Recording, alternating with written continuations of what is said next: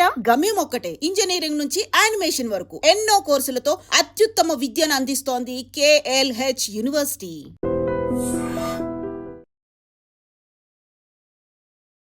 Welcome to I dream. నేను ఉదయశ్రీ. విదేశాలకు education purpose వెళ్ళి అక్కడే సెటిల్ అవ్వాలనే స్టూడెంట్స్కి ప్రజెంట్ బయటి దేశాలలో పరిస్థితి ఏ విధంగా ఉంది, ఏ కంట్రీలో బాగుంది, ఏ కంట్రీకి వెళ్తే బాగుంటుంది, సజెషన్స్ ఇవ్వడానికి మనతో ఉన్నారు ఇమిగ్రేషన్ లాయర్ సంతోష్ కుమార్ సలాది. మాట్లాడదాం. నమస్తే అండి, వెల్కమ్ టు అవర్ స్టూడియో. ఎక్కువగా మన ఇండియన్స్ వెళ్ళేది యుఎస్, ఆ తర్వాత యూకే, ఆ తర్వాత చాలా కంట్రీస్కి వెళ్తూ ఉంటారు. కానీ ప్రజెంట్ ఏ కంట్రీ గురించి మనం మాట్లాడుకున్నా యుఎస్ అయితే అక్కడ మన ఇండియన్స్ జాబ్స్ పోతూ ఉన్నాయి. మనకు అసలు యూనివర్సిటీలో కూడా రాని పరిస్థితి, చాలా చాలా ఇష్యూస్ ఉన్నాయి. సో ఇప్పుడున్న సిచ్యువేషన్, మళ్ళీ రష్యా, యుక్రెయిన్, ఇన్ని కంట్రీస్ లో ఇన్ని ప్రాబ్లమ్స్ ఉన్నాయి. అయినప్పటికీ స్టూడెంట్స్ కొంతమంది బయటికి వెళ్ళి చదువుకోవడానికే ఇంట్రెస్ట్ చూపిస్తూ ఉన్నారు. సో మీరు ఇప్పుడు ప్రెసెంట్ సిచ్యువేషన్ లో బయటికి వెళ్ళి చదువుకోవాలనే స్టూడెంట్స్ కి మీరు ఇచ్చే సజెషన్స్ ఏంటి? ట్రూ, మీరు అడిగారు కదా, that wear the answer is like geo political thing is connected to everything.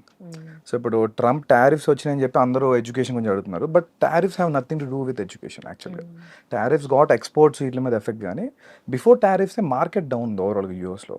Apart from that Indians problem ఇది, అమెరికా చేసిన ప్రాబ్లం కంటే కూడా ఇండియన్స్ సెల్ఫ్గా చేసుకున్న ప్రాబ్లం ఎక్కువ. జనరల్ ఏంటంటే మాస్టర్స్ మన వాళ్ళు ఎందుకు వెళ్తారు? చదువుకోవడం, ఎంఎస్ చేయడానికి, ఆ పేరు కానీ on the name it's for education, but most of them want to go there to part time చేసుకుంటారు, సెటిల్ అవుతారు. వాళ్ళకి end of the day citizen ఎవరికి వెళ్ళలేదు. అంటే ఇట్స్ ఎ డాలర్ డ్రీమ్. ఇక్కడే కదా చాలా కంట్రీస్లో ఉంది, పర్టికులర్లీ ఇండియాలో తెలుగు స్టేట్, సౌత్ ఇండియాలో చాలా ఎక్కువ ఉంది.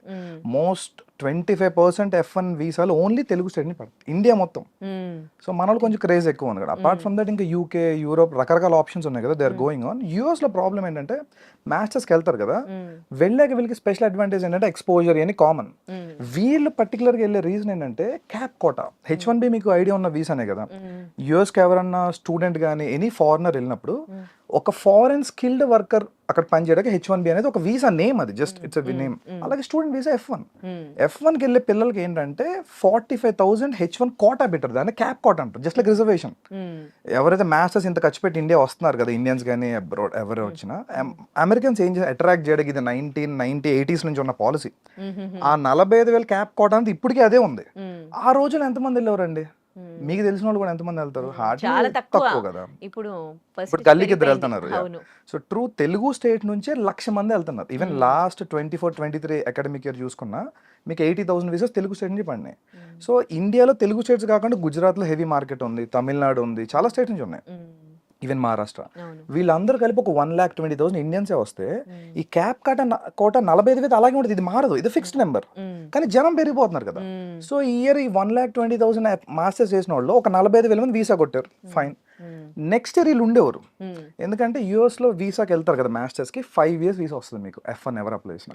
5 years వీసాలో 2 years masters, 3 years post masters.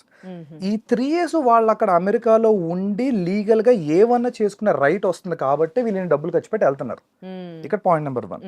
So 2 years masters అయిపోయాక ఈ 3 years ఓపీటీ అంటాం. ఈ 3 years ఉండే optional practical training, stem OPT 11 months వస్తుంది first. Again it will be extended to 3 మొత్తం 3 years 22 months ఎక్స్టెండ్ అవుతుంది.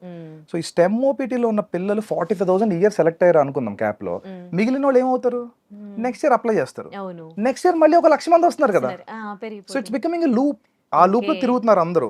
మాస్టర్స్ చేస్తున్నారు, ఓపీటీ వస్తుంది, H1 వేసుకుంటున్నారు, పిక్ అయిన వాడికి అవుతుంది, అవన వాళ్ళు మళ్ళీ నెక్స్ట్ ఇయర్ ఆ 3 years టైం పాస్ చేస్తారు. ఒక ఇయర్ అవ్వాలా, సెకండ్ ఇయర్ అవ్వాలా, 3 years అవ్వాలా, ఏం చేయాలి? బ్యాక్ వచ్చేయాలి ఇండియాకి, అంతే. సో ఇది ఎప్పటి నుంచి ఉన్న రూల్, ఇది కొత్తగా రాలా ఓపీటీ టీమ్. బట్ ఏంటంటే ఇండియన్స్ తెలుగు వాళ్ళు ఎక్కువైపోయారు పోస్ట్ కోవిడ్, చాలా మంది వెళ్ళిపోవడం, అంటే ఓవరాల్ ఐటీ బూమ్ అయింది కాబట్టి. That's a big disadvantage. అది కాకుండా ఈ 3 years ఓపీటీలు ఏదైతే ఉందో, యాక్చువల్ ఓపీటీ అంటే పేరులోనే ఉంది కదా, ఆప్షనల్ ప్రాక్టికల్ ట్రైనింగ్. వీళ్ళు ఒక ఇంటర్న్ గా ఎక్కడైనా పని చేసుకోవాలి, కానీ తెలుగు వాళ్ళు కానీ ఇండియన్స్ ఓవరాల్ గా అది చేయరు. వాళ్ళు వెళ్ళి అన్ని రెస్టారెంట్లో, కెఫేల్లో ఎక్కడ పడితే అక్కడ చేస్తారు. That's illegal. సో వాళ్ళు ఏం చేస్తారంటే కొత్తగా ఏమి రూల్స్ పెట్టాల, ఉన్న రూల్స్ స్ట్రిక్ట్ గా ఫాలో అవుతున్నారు అంతే. So it's already return rule. Student part time గా ఉన్నప్పుడు 20 years చేసుకోవాలి, అది క్యాంపస్ లో చేయాలి. లేదు నువ్వు ఓపీటీలో ఉన్నావు అంటే నువ్వు ఏ డొమైన్లో చదువుకున్నావో ఆ కన్సర్న్ కంపెనీ ఇంటర్న్షిప్ సంథింగ్ చేయాలి, అంతేగాని ఇక్కడ ఒకటి చేసి వాళ్ళు వేరే చోట ఫుల్ టైం జాబ్ చేస్తే ఇల్లీగలే కదా. నాకు ఒక డౌట్ అండి, Yeah. స్టూడెంట్స్ అందరు ఇక్కడ లోన్స్ పెట్టి Yeah, true. అంటే లక్షల్లో ఏదో వాళ్ళ దగ్గర డబ్బులు పట్టుకొని వెళ్తారు కదా, మోస్ట్లీ లోన్స్. అక్కడికి వెళ్ళినాక వాళ్ళు ఎడ్యుకేషన్ తక్కువ, పార్ట్ టైం ఎక్కువ చేస్తారు కదా, Yes, yes. వాళ్ళు నాలెడ్జ్ ఎక్కడ గెయిన్ చేస్తారు? వాళ్ళకి ఇప్పటి వరకు ఇన్ని ఇయర్స్ నుంచి జాబ్ వచ్చిన వాళ్ళకి జాబ్స్ ఎట్లా వస్తున్నాయి నాలెడ్జ్ లేకుండా? Correct point. ఇక్కడ ఏంటంటే ఇది ఒక పెద్ద ఐ మీన్ చాలా పెద్ద సీక్రెట్ ఇది. ఇప్పుడు నేను చెప్తే చాలా మంది హర్ట్ కూడా అవుతారు. Indians are purely consultancy based. Indians particular Telugu వాళ్ళు యూఎస్ లో మొత్తం ఎడ్యుకేషన్ నుంచి జాబ్ వరకు కన్సల్టెన్సీ రన్ అవుతాయి. దే విల్ కాల్ బ్యూటిఫుల్ గా దాన్ని ఫ్యాన్సీగా స్టాఫింగ్ ఏజెంట్స్ అంటారు. So it's 70-30 80-20 proportionate job. So వీళ్ళు ఏం వచ్చినా రాపోయినా the so call staffing agents are consultancies will take care of them. వాళ్ళు గెస్ట్ హౌస్ రన్ చేస్తూ ఉంటారు. ఎంఎస్ అయిపోయినాక పిల్లలకి ఏంటి, అబ్రాడ్ లో హైయెస్ట్ ఎక్స్పెండిచర్ ఫుడ్ లివింగేగా, ప్రతి నెల ఖర్చు ఆల్మోస్ట్ $2,000 అవుతుంది.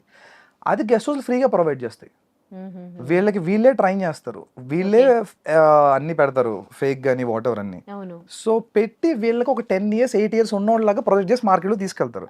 వాడికి రియల్ టైం అదేం రాదు కదా. ఈవెన్ ఇంటర్వ్యూస్ కూడా ప్రాక్సీలతో చేస్తారు. సో వాళ్ళు అక్కడికి వెళ్ళిపోయి దిల్ మేనేజ్ సంహౌ. ఇది ఒకప్పుడు నడిచింది, మార్కెట్ బల్క్ లో ఉన్నప్పుడు అది ఏం చేసి నడిచింది. కానీ మార్కెట్ ఇప్పుడు ప్రిసైజ్ అయింది. ఈవెన్ టెక్ లో కూడా అందరిని ఉంచుకోవట్లేదు, ఫుల్ స్టాక్ లో ఇంపార్టెంట్ వాళ్ళు ఉంటున్నారు. ఈవెన్ ఇండియాలో కూడా మాస్ లే ఆఫ్ చూస్తున్నాం కదా మనం. సో అది కొంచెం ఎక్కువ ఉంది అంతే తప్ప tariffs have nothing to do with education. But tariffs వల్ల ఏంటంటే ఇన్ఫ్లేషన్ పెరిగింది. మీరు మళ్ళీ అగైన్ ఫస్ట్ పాయింట్, వీళ్ళకి ఎవ్రీ మంత్ ఎక్స్పెన్స్ అవుతాయి. పార్ట్ టైం దేనికి చేస్తున్నారు మీరు? ఏంటంటే లోన్ సర్వైవ్ అవ్వడానికి, ఇక్కడ లోన్ కట్టడానికి. ఎగ్జాక్ట్లీ, లోన్స్ ఉన్నాయి కదా.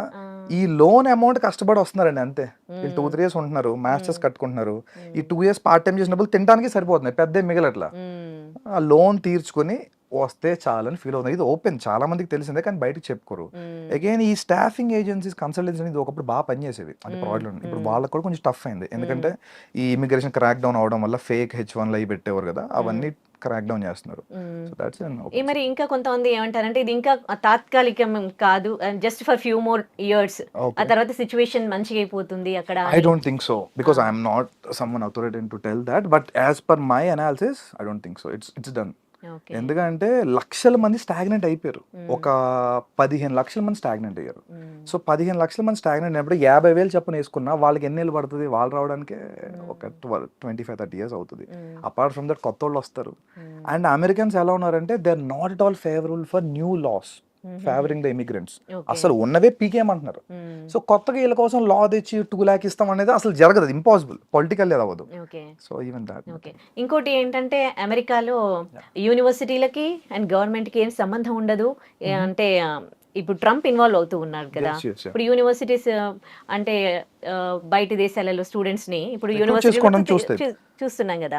మరి గవర్నమెంట్ కి సంబంధం ఏం లేదు కదా. అమెరికా అనేది ఒక క్యాపిటలిస్టిక్ ఎకానమీ, అక్కడ డబ్బుతోనే ప్రతిదీ నడుస్తుంది. Because they go for that, they have official lobbying to. అందుకనే ఇండియాలో లాబింగ్ ఇల్లీగల్ కదా, but US lobbying legal. So American universities Indian గానీ ఏషియన్స్ రాకపోతే ఇప్పుడు అడుక్కు తింటున్నాయి ఓపెన్ గా. చాలా యూనివర్సిటీస్ కి ఫ్యాకల్టీస్ పే చేసే పొజిషన్ లేదు, రీసెర్చ్ ఫెసిలిటీ డబ్బులు కట్టే పరిస్థితి లేదు. సో యూనివర్సిటీ దృష్టిలో ఏంటి, my balance sheet should be good always. నాకు డబ్బులు కావాలి, సో నేను బ్యాలెన్స్ షీట్ రన్ చేసుకోవాలి, అంతే కదా ఎనీ ఆర్గనైజేషన్ డూస్. గవర్నమెంట్ ఏమన్నది, మాకు political, government runs on political favours. Politically వాళ్ళు ఇంపల్స్ గా ఉన్నారు. ఇమిగ్రెంట్స్ మాకు వద్దనేదే ట్రంప్ నినాదం కదా. సో అదే కోర్టులో పెండింగ్ లో ఉన్నాయి కదా ఇప్పుడు. అంటే యూనివర్సిటీ రోల్ చాలా చిన్నదండి. యూనివర్సిటీ F1 వీసా ఇవ్వడానికి మీకు I-20 ఇస్తుంది. వీసా ఎవరు ఇవ్వాలి? ఎంబసీ ఇవ్వాలి కదా. Embassy policy dictate second president. ఈ ఇంటేక్ అసలు ఆల్మోస్ట్ పిల్లలే తక్కువ మంది అప్లై చేశారు. ఈవెన్ తక్కువ మంది అప్లై చేసిన వాళ్ళు కూడా 1-2 క్వశ్చన్లు రిజెక్ట్ చేశారు. నిన్న మొన్న రెడ్డిట్ లో ట్రెండ్ అవుతుంది, 1 F1 ఇంటర్వ్యూ గై పెట్టాడు.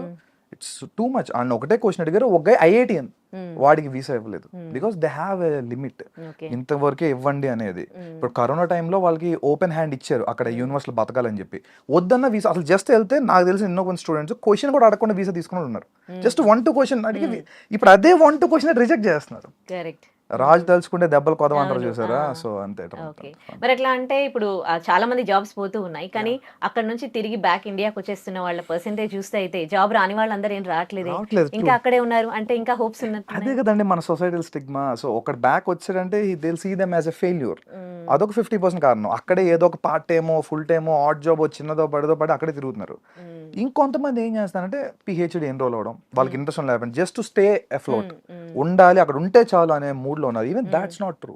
ఎందుకంటే అక్కడ ఏమి ప్రాస్పెక్టివ్ మార్కెట్ లేదు. ఎంత ఉన్నా సపోజ్ ఓపెన్ గా మాట్లాడుకుందాం, F1 అయిపోయింది, H1 వచ్చేసింది, తర్వాత ప్రొసీజర్ ఏంటి, గ్రీన్ కార్డ్ గా జీసీ కదా. ఇవాళ రోజు ఇండియన్స్ కి GC waiting more than 45 years. అప్పుడు ఇక్కడ పోతాడు కూడా చాలా మంది.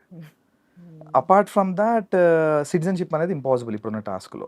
సో వీడు ఎన్నాళ్ళు ఉన్నా కెరీర్ బిల్టప్ చేసుకున్నా రాత్రికి వెళ్ళిపోయే పరిస్థితి ఏం చేయగలుగుతాడు? వాడు బిల్టప్ చేసుకుంది నెట్వర్క్ అంతా అక్కడ వదిలేరు కదా. అట్లీస్ట్ వాళ్ళు వదిలేసి కొంతమంది ఒక 4-5 years ఎక్స్పోజర్ రియల్ టైం నేర్చుకున్నాక ఇండియా వస్తే ఆపర్చునిటీస్ ఉన్నాయి. స్టిల్ పీపుల్ మే సే అది ఇది, బట్ స్టిల్ బెటర్. ఓకే, అక్కడ యుఎస్ లో కన్సల్టెన్సీస్ వర్క్ చెప్తారా? అసలు ఈ కన్సల్టెన్సీస్ ఎట్లా వర్క్ చేస్తాయి? ఇప్పుడు ఇండియన్స్ జాబ్స్ పోతూ ఉన్నాయి, కానీ మళ్ళీ ఇంకా ఇండియన్స్ కి ఎంఎస్ చేసిన వాళ్ళకి ఇంకా కాల్స్ వస్తూనే ఉంటాయి through consultancy. What it's doing actually? Consultancy ఏం చేస్తాయంటే బెంచ్ సేల్స్, వాళ్ళ దగ్గర 2-3 మోడల్స్ ఉంటాయి. ఇప్పుడు తీసుకున్న హైర్ చేసిన అందరినీ బెంచ్ లో పెట్టుకుంటారు, బెంచ్ సేల్స్ అని ఒక టీం పెట్టుకుంటారు. వీళ్ళు మార్కెట్ లో లింక్డ్ ఇన్ లో లేదంటే థర్డ్ పార్టీ జాబ్స్ వస్తాయి, టెంపరీ ఆప్షన్స్ అన్ని, వాటిని ఫైండ్ అవుట్ చేసి వీళ్ళు ప్లేస్ చేసుకుంటారు. ఎగ్జాంపుల్ ఒకప్పుడు ఒక 20 ఇంటర్వ్యూ షెడ్యూల్ చేస్తే ఒక 10 calls వచ్చేవి అనుకోండి, వీళ్ళకి 1-2 క్లోజ్ అయ్యేవి. ఇవాళ 50 పెడితే ఒక 5 కూడా కాల్స్ రావట్లేదంట. I spoke with many staffing eyes too. So calls రావట్లేదు, వచ్చిన వాళ్ళు కూడా ఎవరికి సెలెక్షన్ అవ్వట్ల, వాళ్ళు పాపం లాస్ లో ఉన్నారు. ఇంకో హైలైట్ అంటే అందరూ యువర్ స్టాఫింగ్ కన్సల్టెన్సీ వాళ్ళు హెవీగా ఎర్న్ చేస్తారు అనుకుంటారు, they are in losses now. Many people I know they having $2-3 million in debts. Okay, ఇప్పుడు ఇక్కడ నుంచి వెళ్ళే స్టూడెంట్స్ అయితే తగ్గిపోయారు, కానీ ఇప్పుడు అక్కడ ఎంఎస్ చేస్తున్న వాళ్ళు, ఎంఎస్ చేసి జాబ్ కోసం వెయిట్ చేస్తున్న వాళ్ళు అక్కడ ఉంటే మంచిదా, లేకపోతే వాళ్ళు బ్యాక్ చేయడం మంచిదంటే? I think is they can come back any time. ఎందుకంటే యూఎస్లో నువ్వు ఫుల్ టైం జాబ్ చేస్తేనే నీకు కెరీర్ ఆపర్చునిటీ. ఏదో పార్ట్ టైమో లేదా సమ్ అదర్ ఆడ్ జాబ్. ఇప్పుడు నువ్వు మాస్టర్స్ చేశారండి ఒక స్టూడెంట్, అతను టెక్ జాబ్ చేయాలి కదా బేసిక్గా, if not some else professional job. అంతే కదా, మటన్ కొడితే అదేమన్నా వాల్యూ ఉంటుందా? దాంట్లో కెరీర్ గ్రోత్ ఉంటుందా? ఉండదు కదా. So just to survive A jobs పడితే ఆ జాబ్స్ అట్లీస్ట్ పార్ట్ టైం వరకు చెల్తా కాలేజ్లో. Once you're in to professional mode it's not all useful. India వచ్చేస్తే వాళ్ళు కనీసం స్టార్ట్అప్స్ ఎక్కడ పని చేసి they can create some startups right here. అంటే ఇప్పుడు ఇండియన్స్ కి అక్కడ జాబ్ వచ్చే పరిస్థితి లేదంటారా? ఉన్నాయండి, 10% పీపుల్ ఉన్నాయి ఇప్పటికి కూడా. ఆల్మోస్ట్ 1.5 million స్టార్టింగ్ ప్లేస్మెంట్ కొట్టిన తెలుగు వాళ్ళు తెలుసు నాకు. వాళ్ళకి ఏ కన్సల్టెన్సీ హెల్ప్ చేయాలి, they have their own talent. వాళ్ళు రీసెర్చ్ చేసుకున్నారు, పేపర్స్ అయి పబ్లిష్ చేసుకున్నారు, దే హ్యావ్ ఎ విజన్. అదే కంపెనీ తీసుకుంటుంది. టాలెంట్ వాడికి ఎప్పుడు మార్కెట్ ఉంది, there is no restriction at all. ఈ 45,000 వీసాలు అనుకున్నాం కదా, ఇదివరకు ఏమైంది, మీకు H1B కావాలంటే ఒక కంపెనీ మిమ్మల్ని స్పాన్సర్ చేయాలి, అంతే కదా సింపుల్ గా. ఈ కన్సల్టెన్సీలో కంపెనీ రూపంలో మిమ్మల్ని స్పాన్సర్ చేసేవి. వీడు ఎందుకు చేస్తాడు? వీడికి అక్కడ మార్కెట్ లో జాబ్ ఉంటే నీ మీద రూపాయి తింటాడు కాబట్టి చేస్తాడు. ఇప్పుడు వీడిని వదిలేసి రియల్ గా యాపిల్ ఉందండి, ఓకే, మౌంట్ వ్యూ కాలిఫోర్నియాలో గూగుల్ ఉంది. రియల్ గా గూగుల్ హైర్ చేసిన వాళ్ళు స్పాన్సర్ చేసుకుంటున్నారు H1B. అందుకే 45,000 ఓకే. ఈ స్క్రాప్ ఓపెన్ గా మాడుకుంటే వాళ్ళకి ఏమీ లేదు ఆపర్చునిటీ. అక్కడికి వెళ్ళే కూడా వాళ్ళు స్కిల్స్ డెవలప్ చేసుకోకుండా పార్ట్ టైమ్ లోనే గడిపేసి మాస్టర్స్ ఏమి నేర్చుకోకుండా, మాస్టర్స్ దేనికి యాక్చువల్ గా ఆ సబ్జెక్ట్ డొమైన్ నాలెడ్జ్ వాళ్ళు ఎక్స్పర్ట్ లెవెల్కి వెళ్ళడం కోసం మాస్టర్స్ లెవెల్ అనేది. వాళ్ళు అదేం వెళ్ళకుండా అగైన్ మాస్టర్స్ గేట్ పాస్ లో వాడుకుంటున్నారు. గేట్ పాస్ ఏంటి, అమెరికా ఎంటర్ అవడానికి గేట్ పాస్, పార్ట్ టైం చేయాలి, డబ్బులు సంపాదించాలి, పంపాలి, అది అక్కడ వరకే. ఈ స్కిల్ డెవలప్మెంట్ ప్రోగ్రామ్స్ కూడా కొన్ని నేర్చుకుంటూ ఉంటారు కదా, అవి యూస్ఫుల్ అవుతాయి వాళ్ళకి? స్కిల్ ఏదైనా యూజ్ అయినా అంటే స్కిల్ డెవలప్మెంట్ ఇండియాలో ఇంకా టెక్ స్కిల్స్ ర్యాపిడ్ గా గవర్నమెంట్ ప్రమోషన్ తక్కువ. గవర్నమెంట్ ఏంటంటే ఇండియాలో సెమీ స్కిల్స్ ఎక్కువ ప్రమోట్ చేస్తుంది. యూఎస్లో ఏంటంటే ప్యూర్లీ వాళ్ళకి అబ్రాడ్ అంటే ఫారెన్ వర్కర్స్ అందరూ కూడా స్కిల్డ్ వర్కర్స్ కిందే. ఖచ్చితంగా మీరు హై టెక్నాలజీ చేస్తేనే వాళ్ళకి పనికి వస్తారు. ఇప్పుడు సపోజ్ ఎగ్జాంపుల్ యూకే ఉందండి, ఒక రకంగా అన్నట్టు యూఎస్ కంటే యూకేనే బెటర్ పిల్లోడు స్టూడెంట్ యాంగిల్లో చూస్తే. ఎందుకంటే యూఎస్లో వాళ్ళకి నెత్తి మీద ఒక అప్పు వేసుకుని వెళ్తున్నారు ఒక 35-40 లక్షలు. ఎందుకంటే $89 ఉంది కదా ఇవాళ. సో వీళ్ళకి ఏమైపోయిందంటే ఫస్ట్ ఆ 35-40 lakhs డెట్ చాలా ప్రెషర్ ఉంటుంది, ఏ మనిషికైనా అంతేగా. ఇప్పుడు పేరెంట్స్ చెప్పడం వరకే, పిల్లోడు అక్కడికి వెళ్ళి సఫర్ అవుతున్నాడు, వాడే పార్ట్ టైం చేసుకుంటాడు. ఇండియాలో లాగా ఏది ఈజీ కాదు, ఇన్సూరెన్స్లు కట్టుకుంటాడు, ప్లస్ ఈ ప్రెషర్ ఉంటుంది, అమ్మో అప్పు ఉంది అది కట్టాలి. యూకేలో ఏంటంటే మీకు ఇంచుమించు 20 lakhs లోపే చాలా చోట్ల మ్యాచ్ అయిపోద్ది. సో వాళ్ళ మీద కొంతవరకు డెట్ ప్రెషర్ తక్కువ ఉంటుంది. I'm not telling UK so good, at least వాళ్ళ ఎక్స్పోజర్ కోసం మాస్టర్స్కి వెళ్ళే వాళ్ళకి ఎప్పుడు కూడా ప్రాబ్లం లేదండి. మేము అక్కడే ఉండిపోవాలి, సిటిజన్ అయిపోవాలి అనుకుంటే మాత్రం అవ్వదు. ఇప్పుడు అంత ఓపెన్ గా లేదు అంతే. అంటే కంట్రీ టు కంట్రీ రిలేషన్షిప్స్ బాగుండట్లేదు కదా, మరి యూకే తో ఇండియాకి ఎట్లా ఉంది? ఎగ్జాక్ట్లీ ఈ పాయింట్. యూకే తో ఇండియాకి చాలా సూపర్ బయలాటరల్ రిలేషన్స్ ఉన్నాయి. ఇప్పుడు రీసెంట్లీ మోదీ గారు లాస్ట్ మంత్ యూకే తో హిస్టారికల్ ట్రేడ్ డీల్ చేసుకున్నాం మనం. Many goods are now with tax free. Suppose ఇప్పుడు మన ఇండియా నుంచి అపెరల్ వెళ్తుంది వరల్డ్ వైడ్ గా, ఈ గార్మెంట్స్ అన్ని కూడా నౌ ట్యాక్స్ ఫ్రీ ఇచ్చారు ట్రేడ్ ఛానల్లో. అలాగే ఎడ్యుకేషన్ వీసాస్ కూడా ఇండియా నుంచి ఎవరైతే యూత్ ఉన్నారో యూత్ మొబిలిటీ వీసాను కొత్తది క్రియేట్ చేసింది ఇమిగ్రేషన్ లాలో యూకేలో, ఓన్లీ ఫర్ ఇండియన్స్. ఒక 30,000 మందికి జస్ట్ మీరు ఏ జాబ్ ఒక్కర్లా, నువ్వు మా కంట్రీలో స్టార్ట్అప్ చేయడానికి కానీ లేదా ఇన్నోవేట్ చేయడానికి వస్తావా రా, విల్ ఇష్యూ అని వీసా 3 years 2 years వీసా ఏదైనా చెయ్యి, if it is good further గా అప్లై చేసుకో. ఇది ఓపెన్, యూఎస్ లేదు మనకి ఇది. ఈ ట్రేడ్ డీల్స్ వల్ల ఇండియాకి ఉన్న యూకేతో ఉన్న బెనిఫిట్ ఇది. స్టూడెంట్స్ వెళ్తారు కదా మాస్టర్స్ కి, 4 year వీసా వస్తుంది యూకేలో చాలా చోట్ల. 2 year కోర్స్ చేసుకుంటే అగైన్ 2 years ఉంటారు కదా. ఈవెన్ అప్పుడు కూడా వాళ్ళకి ఏమైనా అవ్వకపోతే మొబిలిటీ వీసా ఉంది, something else they will try. And more over అంటే ముందు డెట్ ప్రెషర్ తక్కువ ఉంటుంది. అగైన్ ఓకే, అంటే కొన్ని కోర్సులు చేయడానికి వెళ్ళిన వాళ్ళకి యూకేలో బాగుంటుందా లేకపోతే ఏది? మేనేజ్మెంట్ యూకేలో బాగుంటుంది, particularly IT is fine, life sciences కూడా okay. And law management top మీకు యూకేలో, లా అండ్ మేనేజ్మెంట్. తెలుగు వాళ్ళ పట్ల ఇంజనీరింగ్ వెళ్తారు కాబట్టి ఓకే, మాస్టర్స్ కూడా ఇంజనీరింగ్ ఐటీ అటు సైడ్ కూడా కొంత చూడవచ్చు. అక్కడే సెటిల్ అవ్వాలనుకుంటే యూకేలో, యూకేలో సెటిల్ అవ్వాలంటే ఫైన్. వాళ్ళు ఒక ట్రాన్స్పరెంట్ సిస్టమ్ తీసుకొచ్చారు. బేసిక్గా మీరు చూసుంటారు మొదట కెనడాకి హెవీగా బూమ్ అయింది ఒక 2-3 years బ్యాక్ వరకు. కెనడా బాగా వెళ్ళారు, ఎందుకంటే కెనడాకి అప్పుడు పాయింటర్ సిస్టమ్ ఉంది. మీరు పిఆర్ రావాలనుకోండి, ఇప్పుడు యూఎస్ లో ఏంటి, ఒక ఆర్బిటరీ సిస్టమ్ ఉంది. మీరు గ్రీన్ కార్డ్ ఫైల్ చేశారు, వాడు వెయిటింగ్ లిస్ట్ పెడతాడు, అంతేగాని మీకు మధ్యలో రీజన్ ఏం చెప్పరు నాకు ఎందుకు వస్తుంది ఎందుకు రావట్లేదు అని. కెనడాలో ఏంటంటే పాయింటర్ సిస్టమ్ ఉంటుంది, సిఆర్ఎస్ స్కోర్ అంటాం, కాంప్రహెన్సివ్ ర్యాంకింగ్ సిస్టమ్. మీ సిఆర్ఎస్ స్కోర్ చేసుకుంటే మీ 10th 12th మీరు కెనడాలో పని చేశారు లేదా కెనడాలో ఎక్స్పీరియన్స్ ఉందా, ఇవన్నీ ఇమిగ్రేషన్ లాయర్స్ చూస్తారు. సో మీకు గనక CRS score 740 above direct PR ఇచ్చింది మాంట్రోర్ Canada. So that's why people flocked. 640 నుంచి ఇచ్చుకొచ్చింది 740 వరకు ఇచ్చారు. ఇప్పుడు ఏంటంటే కెనడా ఆపేసింది, వాళ్ళకి చూసాం కదా ఖలిస్తాన్ ఇష్యూస్ ఉన్నాయి, ఇమిగ్రేషన్ ఎక్కువైపోయింది. అగైన్ యూకే ఇప్పుడు పాయింటర్ సిస్టమ్ తెచ్చింది, అంటే నువ్వు మాస్టర్స్ మా దగ్గర చేసావు ఇన్ని పాయింట్లు ఇస్తాం, ఇక్కడ నువ్వు ఒక 1-2 years ఎక్స్పీరియన్స్ ఉంది ఇన్ని పాయింట్లు ఇస్తాం, ఇండియాలో కూడా నీకు ఎక్స్పీరియన్స్ ఉంది. అట్లా ఈ పాయింటర్ సిస్టమ్ వల్ల ఏంటంటే ప్రతి ఒక్కరికి ఓపెన్ గా ట్రాన్స్పరెంట్ తెలుస్తుంది, ఇన్ని పాయింట్లు నాకు వచ్చినాయి, ఇన్ని పాయింట్ లెవెల్ వస్తే పిఆర్ వస్తుందంట, అందుకే రావట్లేదు సంథింగ్ కదా. అంతేగాని మిగతా చోటు యూఎస్ లో కానీ చాలా యూరోపియన్ కంట్రీస్ లో పిఆర్ వేయాలి, ఇమిగ్రేషన్ లాయర్స్ వెళ్తా ఉంటారు, మనలాంటి వాళ్ళు సబ్మిట్ చేస్తారు, వాళ్ళు ఎప్పుడు ఇస్తారో అప్పుడు అంతే. సో మీ ఫైల్. మరి యూకేలో ఇంత మంచి ఆపర్చునిటీస్ ఉన్నప్పుడు ఎందుకు యుఎస్ ని ఫస్ట్ ఆపర్చునిటీగా పెట్టుకుంటారు? మనకి ట్రెడిషనల్లీ హ్యూజ్ మార్కెట్. అంటే మీరు పాపులేషన్ వైజ్ చూడండి, US population around 40 crore, 35 to 40 crore. UK population around below 5 crores. So 6.5 overall United Kingdom అంతా చూసుకున్నా. So huge difference. అండ్ ఈ ఫార్చ్యూన్ 500 కంపెనీస్ లో ఏంటంటే ఐటీ, తెలుగు వాళ్ళు లేదా south Indians particularly bulk into IT and IT consulting services.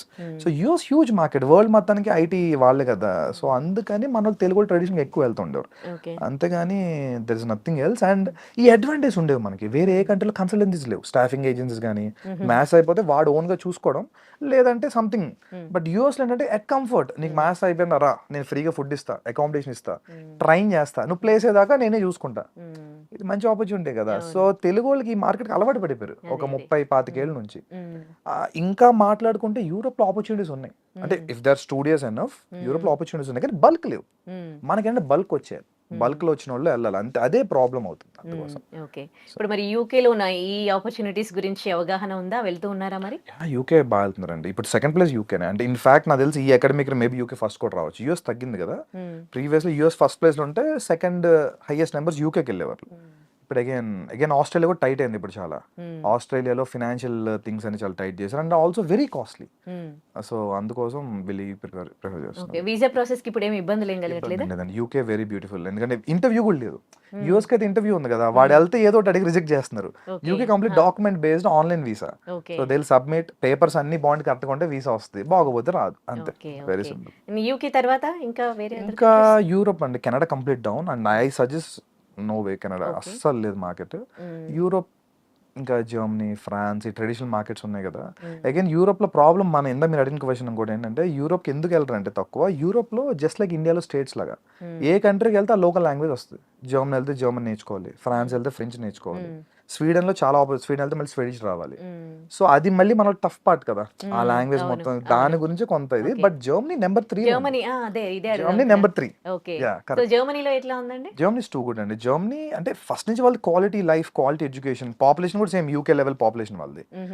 జర్మనీలో ఏంటంటే government schools అని ఫ్రీ, అసలు డబ్బుల గురించి కాదు, వాళ్ళు Okay. Free, most complete masters free. ఇక్కడ వాళ్ళ కంట్రీ వాళ్ళకా లేకపోతే లేదు మన వాళ్ళకి కూడా. జర్మనీలో మీకు public universities offer 90% to 100% scholarships. మన వాళ్ళు మరి చదువుకున్నారు ఎందుకు కూడా. జర్మనీకి వెళ్ళారు? కరెక్ట్ క్వశ్చన్ అడిగారు. ఇప్పుడు ఏంటంటే I tell you some secrets kind. UK US లో ఇప్పుడు మీరు బీటెక్ అమీర్పేట్ సైడ్ వెళ్తుంటే బీటెక్ ప్రాజెక్ట్స్ బోర్డులు పెట్టుంటారు, బీటెక్ ట్రిపుల్ ప్రాజెక్ట్స్ అని అవి. సేమ్ యుఎస్ యూకే లో ప్రాజెక్ట్ అసైన్మెంట్లు డబ్బులు పెట్టి కొనుక్కొని సబ్మిట్ చేసేయచ్చు. And they'll get, అవును and they'll get grades and they'll pass out with convocation and all this and all. జర్మనీలో కుదరదు. జర్మనీలో పెయిడ్ అసైన్మెంట్స్ కష్టపడి చదువుకోవాలి. ఇంత ప్లాగరిజం ఉన్న కంప్లీట్ ఆ అసైన్మెంట్ ఆ సెమ్మే వేవో ఇది చేస్తారు.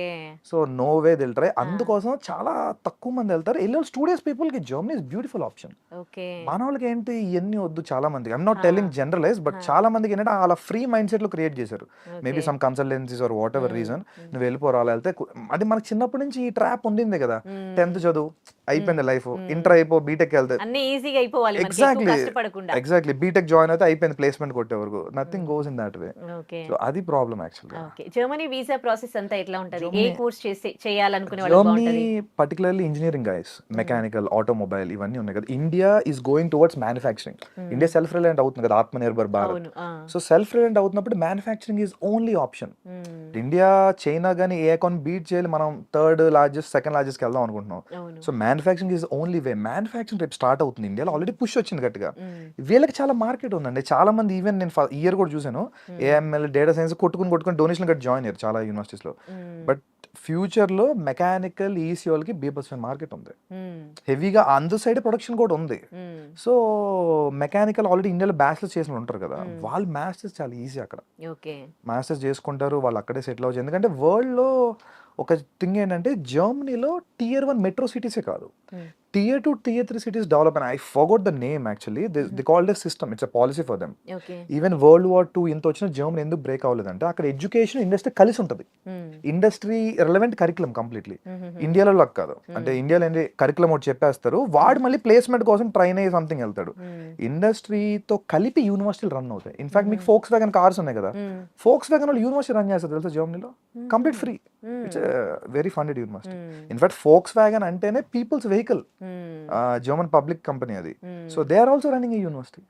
ఇంకో డౌట్, జర్మనీలో వాళ్ళ లాంగ్వేజ్ లో ఉంటుందా ఎడ్యుకేషన్? అంటే జర్మన్ మీడియం కాకుండా ఇంగ్లీష్ మీడియం ఉంది, చాలా చోట్ల వెళ్తున్నారు. బట్ నేను మీకు ఓపెన్ చెప్తా, they speak 50% they converse in German.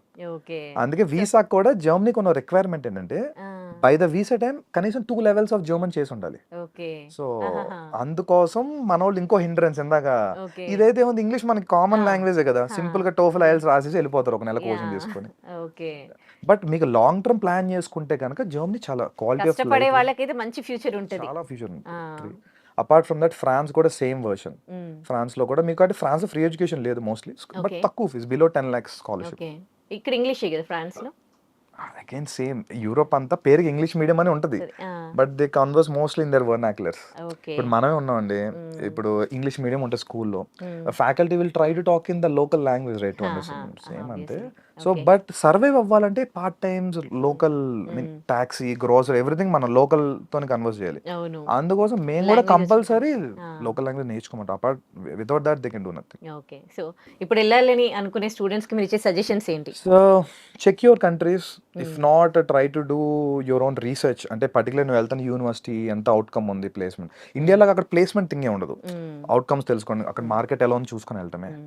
Rest మీకు రియల్ టైమ్ ఎడ్యుకేషన్ చేయాలంటే there are n number of opportunities. మీరు చదువుకుని రీసెర్చ్ అంటే లేదు, నేను పేరుకి మాస్టర్స్ చేస్తా, I want to get something for free అంటే ఇప్పుడు కొంచెం టఫ్ అయిపోయింది, ఆ సినిమా అయిపోయింది, ఇప్పటి నుంచి టఫ్ డే స్టార్ట్ అయినాయి. ఓకే అక్కడ ఇప్పుడు ఎంబీఏ చేసి ఇండియాకి బ్యాక్ వచ్చిన వాళ్ళ పరిస్థితి ఏంటి? ఇక్కడ మన ఇండియాలో ఎట్లా ఉన్నాయి? They're well recognised. Even UK అయినా యూరోప్ అయినా మనకి మంచి మంచి స్కూల్స్ ఉన్నాయి. బెనిఫిట్ ఏంటంటే ఇందులో ఒక అడ్వాంటేజ్ ఉంది మనకి. సపోజ్ ఇండియాలో ఉన్న కాంపిటీషన్ వల్ల ఇండియాలో ఒక యావరేజ్ బీ స్కూల్, ఒక 20 years ఓల్డ్ బీ స్కూల్ కూడా ఇప్పుడు 20-22 lakhs చార్జ్ చేస్తున్నాయి. బెంగళూరు రిలయన్స్ కానీ ముంబై ఎన్ఎంఎంస్ ఎవరిని చూసుకున్నా. వేరేజ్ అదే కాస్ట్ లో మీరు యూకేలో ఒక 150 years ఓల్డ్ బీ స్కూల్లో చదవచ్చు. So it's well recognised right, world wide మీకు ఆపర్చునిటీ ఉంటుంది. They have internship opportunity too. ఇంకోటండి అక్కడ ఎంఎస్ అని వెళ్ళి పార్ట్ టైం జాబ్లు చేస్తారు తప్ప ఎడ్యుకేషన్ గెయిన్ చేయరు. వాళ్ళకి ఇక్కడికి వచ్చినాక ఏం జాబ్స్ వస్తాయి? ఏం రావు. రావట్లేదు చాలా మంది కూడా, వచ్చిన వాళ్ళు కూడా దే డూయింగ్ సంథింగ్. ఏం అగైన్ మళ్ళీ ఏదో ఒక స్కిల్ నేర్చుకుంటారు, కరెంట్ ట్రెండ్ టెక్నాలజీ అంతే తప్ప ఓకే అసలు ఆ సిస్టమే ఘోరం అయిపోయిందండి. అందుకని ఈ కొలాప్స్ అంతా కూడా, okay because they not gaining anything new, existing ఉన్న దాంట్లో ఉంటున్నారు. కంపెనీకి అది అక్కర్లా, ఇక్కడ వాళ్ళని పట్టించుకోవట్లేదు కదా. యా సో అదే ప్రాబ్లం అవుతుంది. ఇప్పుడు H1B లో ప్రాబ్లం ఏంటంటే వాడికి స్పాన్సర్ చేస్తున్నారంటే బోల్ ట్యాక్సెస్ కట్టాలి. ఆ థింగ్ అని కంపెనీకి వేస్ట్ కదా, లోకల్ వాడు దొరికేస్తాడు ఆ టాలెంట్ తో, అందుకోసం. Okay so unless and until you're super talented, you're in demand technology, then no problem. Rest are all average. Okay అంటే ఇక్కడికి వచ్చినాక ఏమన్నా స్పెషల్ ఉంటాయి కదా కోర్సెస్ లాంటివి నేర్చుకుంటే బెస్ట్ అంటారా? యా ఆల్రెడీ మాస్టర్స్ చేశారు కదా చేశారు, వాళ్ళందరూ. అక్కడ ఏం నాలెడ్జ్ లేదు కదా వాళ్ళకి. yes. అప్పుడు ఇక్కడికి వచ్చినాక ఏదో ఒకటి చేయాలి కదా. ఏదో ఒక ట్రెండింగ్ టెక్నాలజీ నేర్చుకోవడమే ఇందని అన్నట్టు. ఇప్పుడు మార్కెట్ లో ట్రెండింగ్ ఇప్పుడు బిగ్ డేటా హడూప్ నడుస్తుంది అనుకోండి, వాడు అది నేర్చుకుంటాడు వచ్చి ఇక్కడ 2-3 months కోర్స్. ఓకే దాని Telugu right, thank you so much for your valuable suggestions to viewers అండి. Thank you. And for more videos, Please subscribe to iDream. Please subscribe to iDream. Please subscribe iDream. And please subscribe to iDream. For more videos, subscribe to iDream. please like, share, and subscribe to the channel. Congratulations, iDream. Subscribe to iDream. Subscribe to iDream. So subscribe to iDream Media. iDream ki iDream team అందరికి huge congratulations. Please subscribe iDream Media. Please subscribe to iDream. Subscribe iDream. Please subscribe to iDream. iDream అంటే నా కళల channel subscribe చేసుకున్న నోరు తిరుగుతలేదు, మీరైతే గంట గుర్తు కొట్టండి. For more such videos, please subscribe to iDream. Subscribe to iDream. Please subscribe to iDream. Please subscribe iDream Media. Please do subscribe to iDream. Please subscribe to iDream Media. For best entertainment and information, please subscribe iDream. And don't forget to subscribe to iDream.